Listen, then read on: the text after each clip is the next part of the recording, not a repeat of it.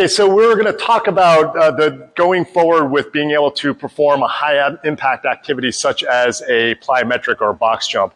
But before we have someone jump in and start doing plyometrics or high impact activities, we need to make sure that they are capable of doing that exercise and doing it well. Because remember, my mantra is there's no such thing as a bad exercise. There are only good exercises done badly.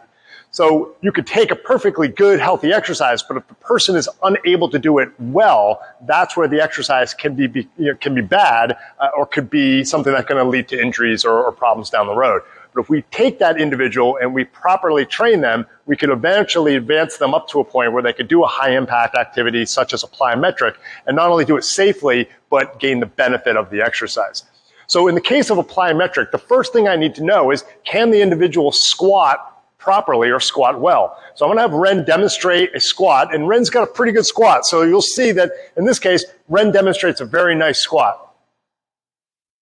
So Ren drop into that squat. So what we would look for in this is to make sure that, number one, that Ren's able to get his hips below his knees or at least parallel to the knees. And you can see Ren gets down there nice and deep. Then I look to see, does he have a nice neutral spine?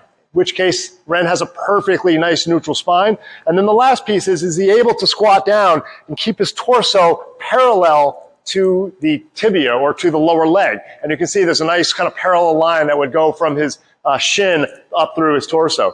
So in this case, I would say Ren would meet the criteria to be able to do a safe plyometric.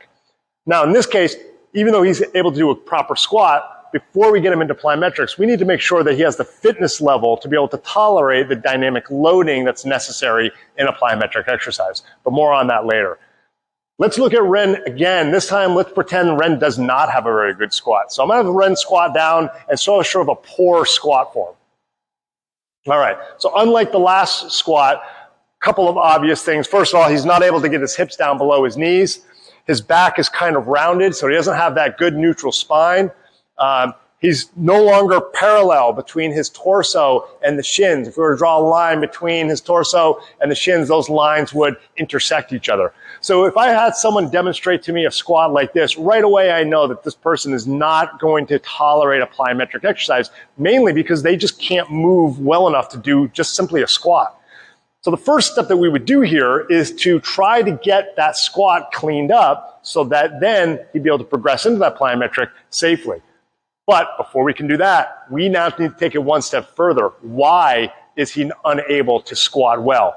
Now we have to look for the little pieces that may be contributing to why he's not squatting well, because that then will give us the roadmap that we need in order to develop a program to improve that squat technique.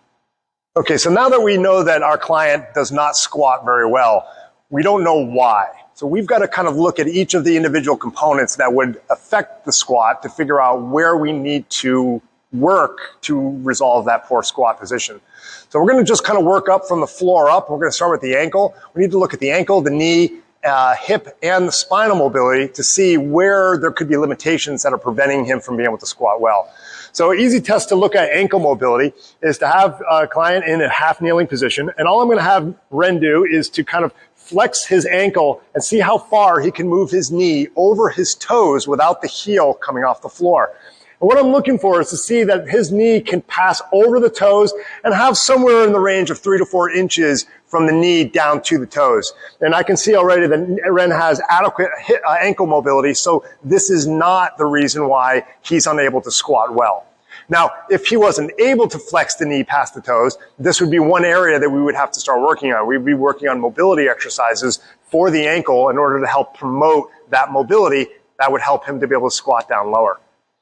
Next, we're going to go and look at the knee. So another simple test, I'm just going to have Ren kneeling down on both knees, and he's just going to sit back on his heels, and we're going to see if he can kind of just sit back with full flexion of the knee, or you can kind of look at it as him being able to sit his rear end onto his heels. And we can clearly see that he has full knee flexion here. So once again, we can now say it's not a knee mobility issue that's preventing him from going into a squat. Now, again, if we were to look at it and we saw that he couldn't sit all the way back there, or there was some level of discomfort that was keeping him from going all the way down, then we would have to kind of stop here. We know we need to work on knee mobility in order to improve that squat. Next, I'm going to have Ren lay on his back, and we're going to look at hip mobility. We're going to look at hip mobility in two ways. We're going to look at one with the leg straight, just to sort of assess his hamstring mobility, and then we're going to have him do it with his knee bent. So the first thing I'm going to have Ren do is keep his left knee flat down on the floor. He's going to keep his right knee straight, and without bending his right knee, he's going to raise that leg off the floor as high as he can without letting it bend. Now, ideally, we want to see him be able to get to roughly 75 to 80 degrees of hip flexion without the knee bending. He's allowing that knee to bend a little bit, so I think Ren, safe to say, maybe a little bit tight in those hamstrings. So again, if it was worse than that, we definitely want to be working on some hip mobility, maybe specifically at the hamstring. The next test we're going to look at is we're going to look at his hip mobility without the hamstring getting in the way. So this time he's going to do the exact same thing, except we're going to allow him to bend the knee. So Ren, you're going to bend the knee and just bring the knee all the way to your chest. You can let that knee bend a little bit more and pull that knee all the way to the chest, not using your hand, just without the hand. So again, I'm looking to see, can he actively bring the knee past the hip without his opposite leg coming off the floor? And again, you can see he actually does a pretty good job of that. He's able to get that knee to go just beyond the hip without lifting the opposite leg off the floor or without curling his spine. Once again, if he was unable to do that, if he was not able to bring that knee past the hip, then we would know, okay, or he was curling like he's showing now, we know that that's likely a problem that we're going to have to work on. Lastly, we're going to look at his spinal mobility. So Ren, I'm going to have you turn and face the camera, and you're going to be on your hands and knees. And we're going to look at the thoracic spine. So Ren, with one hand on the floor, the other hand on your shoulder, sit back on your heels, and we're going to look to see how well you can rotate the thoracic spine. So in this case, he's going to rotate to the left, and we're looking to see if he can rotate to roughly 50 degrees, and I would say, yes, that is a good 50 degrees of rotation at the thoracic spine. So once again, we don't have a thoracic mobility problem that would contribute to that poor squat technique. We would do the same test on the other side, assuming that both sides are equal. Again, we could just assume that we don't have a mobility problem in the thoracic spine, and we can move forward with programming the squat technique. If we were to find that, lo and behold, he actually doesn't have any mobility restrictions whatsoever, but he yet still can't do a proper squat, the issue is not in mobility. The issue is just in his technique, his form, what we call motor control. That's usually an easier problem because we just basically have to teach this individual the proper technique of doing a squat so that they would be able to squat properly. Then we could go through the process of strengthening the system to eventually advance them to a more dynamic loading exercise or a high impact exercise such as the plyometric.